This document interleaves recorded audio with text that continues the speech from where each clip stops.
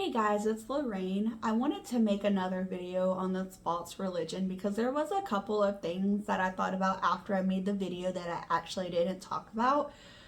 So just as a recap, my mom made a whole fake religion where that she could control us and basically told us that we had a demon in the spots that we called and we would let it go and it would collect souls, which is one of the things that I did leave out.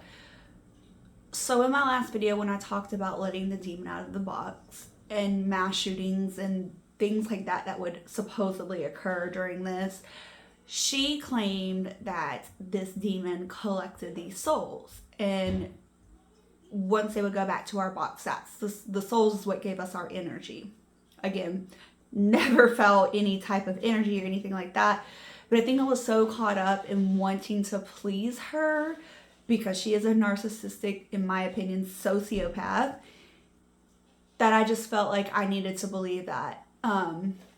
Another thing as part of this religion was what she referred to as body snatching.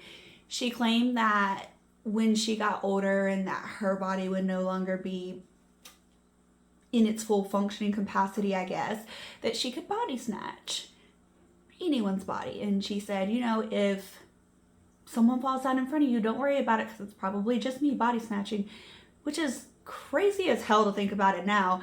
But I remember thinking, oh my God, I'm gonna have to deal with this bitch forever because she's literally never gonna leave.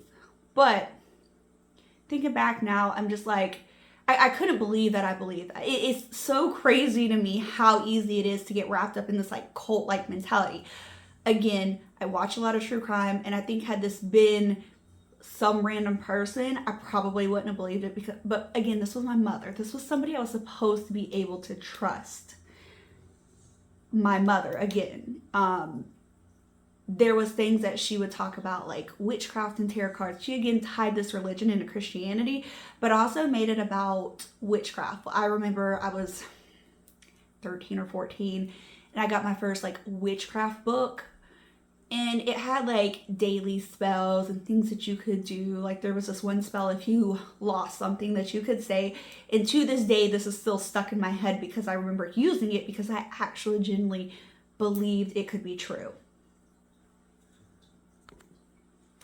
There was something else that I don't believe I put in my last video that my mother claimed that our demons could do, or our guardians, as she put it, was if someone pissed us off or made us upset or did something to hurt us, that we could sick this demon on them. Meaning we could make them get sick. I know that there was an instance with one of my sisters, I can't recall who it was, but somebody did something to them and this person ended up being diagnosed with cancer.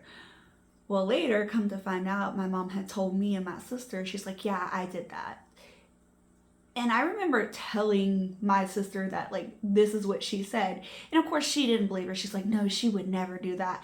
But it's crazy to me that she thought that that was true because at that time, I didn't believe it. But I wanted her to be aware of what was being said because it was psychotic to me. Again, we are all grown-ups.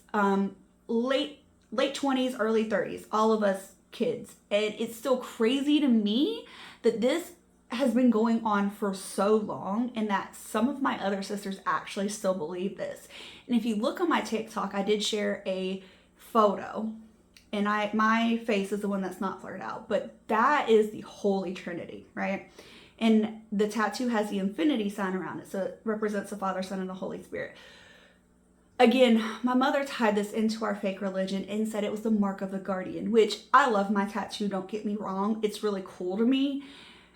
But it was a representation of a cult. It was a representation of the cult that she had us in, the cult that she was making us believe that we were guardians and that we were going to fight in the apocalypse and that we could live forever. And it's crazy to me because, again, I grew up in a Christian household when I lived with my grandfather and his wife.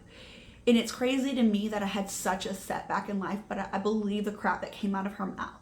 I mean, obviously now I know it's fake and all of these other things, but she used that against us. She used that to weaponize against us.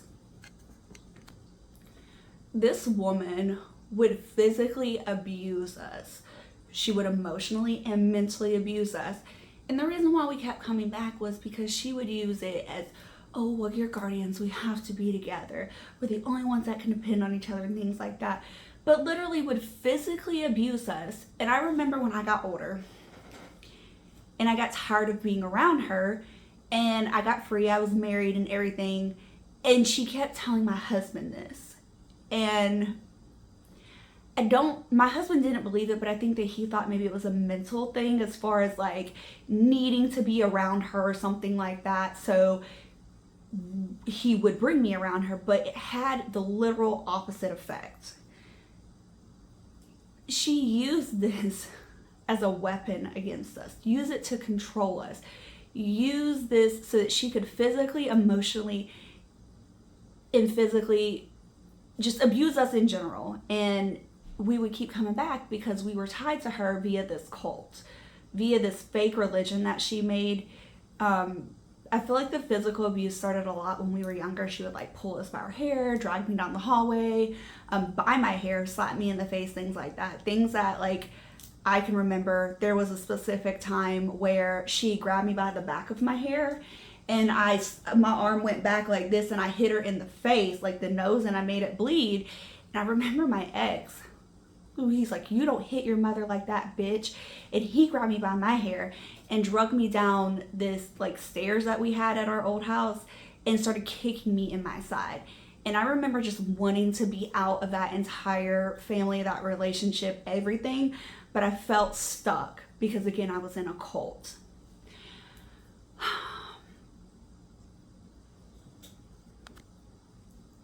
On my next video, I do plan to talk about how my mother trafficked me into getting pregnant at 17 and having a baby so that she could keep her husband. So if you guys would like to see that, please stick around. I'm not sure if I'll be posting the video this following week or the week after, but that is going to be a lot for me to get through because it is emotionally devastating to me. But that is it for all today with Coffee with Lorraine.